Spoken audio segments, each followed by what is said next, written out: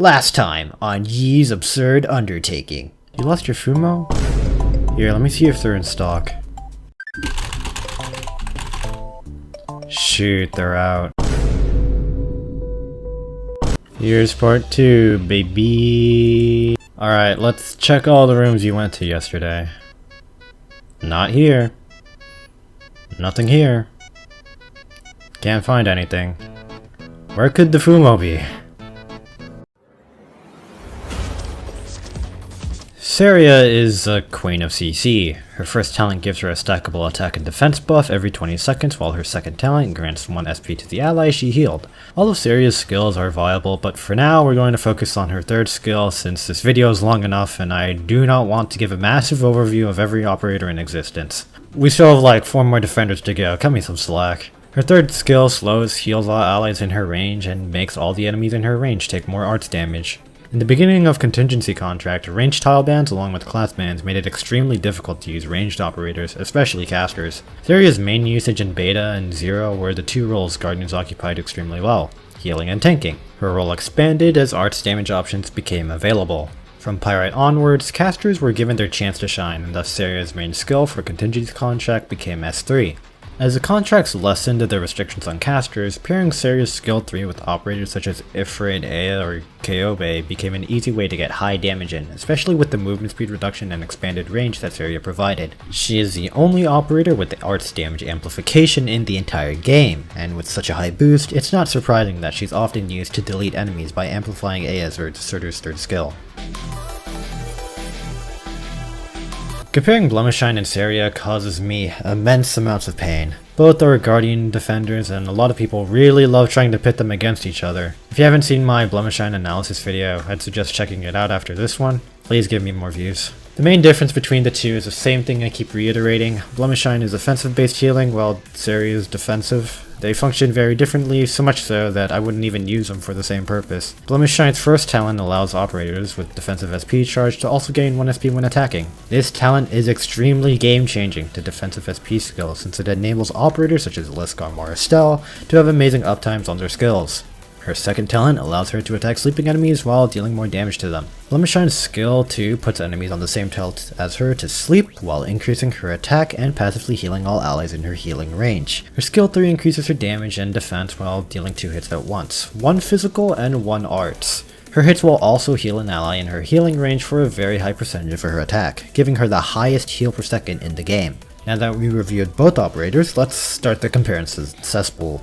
Many players mention that Blemish needs to hit enemies to heal because she charges her skills by smacking foes. This is very true. Syria instead charges her skills per second, making them much more reliable than trying to feed Blemish enemies so that she can heal her allies. I think we've already established this fact a million times, and I hate jamming repetitive information down people's throats, so let's move on to the real stuff that boils my blood. Here are 2 niches that players use to compare Blemish and Syria that make no sense to me.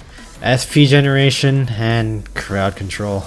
Inexperienced players will argue that Syria has better SP generation than Blemish because Syria can give SP to anyone who can be healed by her skills, while Blemish only benefits those with defensive recovery skills. With this statement, however, you completely ignore the fact that Blemishine's SP talent potency makes downtimes almost non-existent for some skills such as Mudrock skill 2 or Liscom skill 1. Just watch this clip of Liscom skill 1 downtime with Blemish vs Syria. The difference here is massive.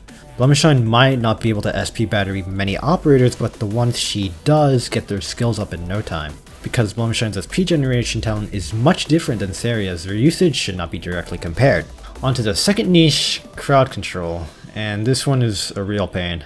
To anyone who genuinely thinks this is a comparison, I have to ask you, are you really using Blemish for crowd control? The answer is an obvious fat no. Just because she can put enemies to sleep with their skill 2 doesn't mean you get to go, "Ooga booga, I put the puzzle pieces together and see operators do similar things, therefore I must compare Syria skill 3.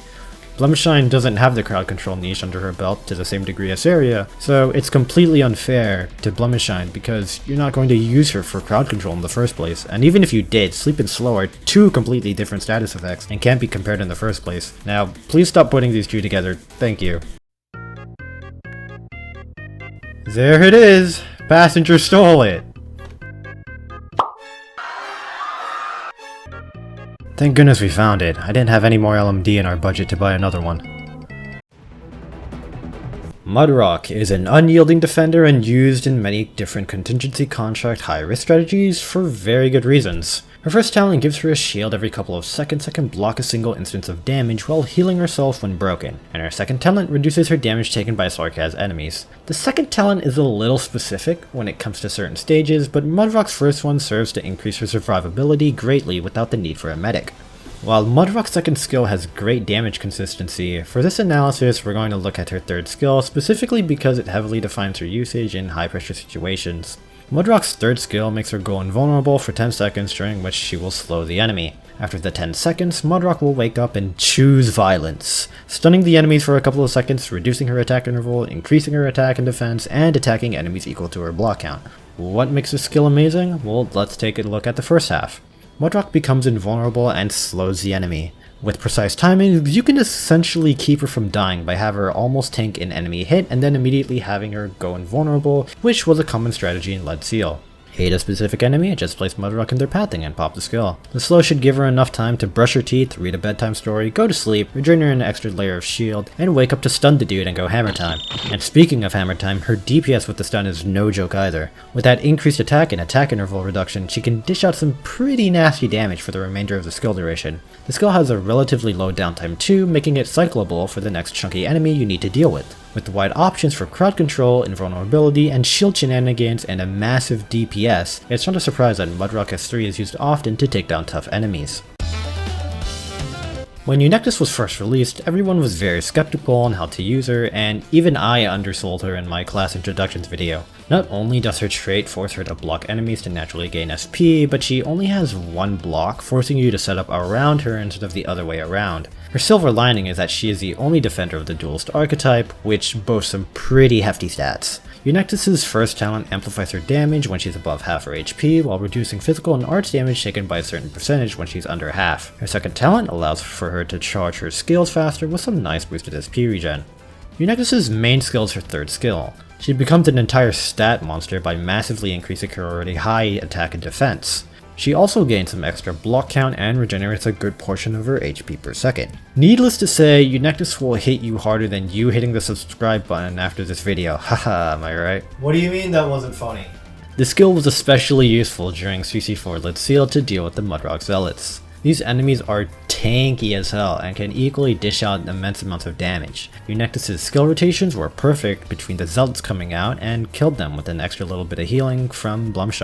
Eunectus to me is an interesting operator. I personally love operators that require setup to use, such as Blemish, Angelina, Ifrit, and Eunectus definitely fits into this category of becoming an absolute unit when you set her up correctly, but she honestly hasn't seen much usage in high risk strategies. Her trait of not charging SP without blocking an enemy I think is a little too detrimental to her kit, which in turn destroys most of her usability, though hopefully in the future there will be moments where Eunectus can show how truly powerful her kit is. Yen, similar to Eunectus, was looked down upon when she also came out, but somehow this old dragon lady consistently sneaks into high-risk CC clears. Her mountainous armor increases the max HP of all defender operators when she's in the squad, but the real kicker comes from her second talent, Omniscience. Nyan gains 3 shields on deployment, meaning she can block 3 instances of damage as soon as she's dropped. Her main skill for CC so far is her second. When active, she stops attacking and heavily increases her defense while adding an extra block count to herself.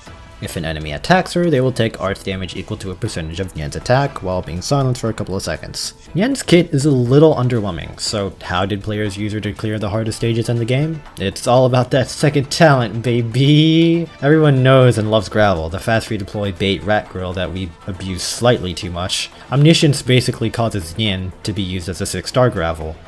CC Blade, tank false shots with some general mobbing stuff at the beginning of the opener. CC Cinders, dropped her and now the Lancers are no longer menacing. Lead Seal, defense crushers who? Also, more general mobbing with us too. Nyan tends to be overlooked in CC clears because of how small of a niche she occupies, but considering the consistency of her usage in max risk, there's definitely something to be said about how valuable this limited 6-star Gravel Dragon Lady can be.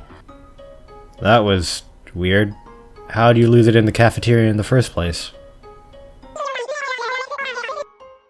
You don't know either? Just don't lose it again. I'm already overloaded enough on work.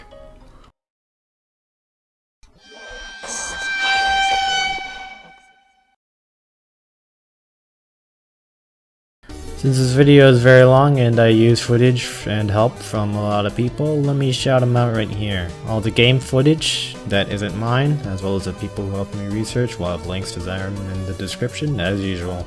Special thanks to EnderLeon67 and ZebraQuake, who are terrific big brain doctors who helped me with some of the Eunectus and Yen analysis. I also used footage from Rhinelab and Project Arc, both of which are Arknights Yen elite groups that do insane clears.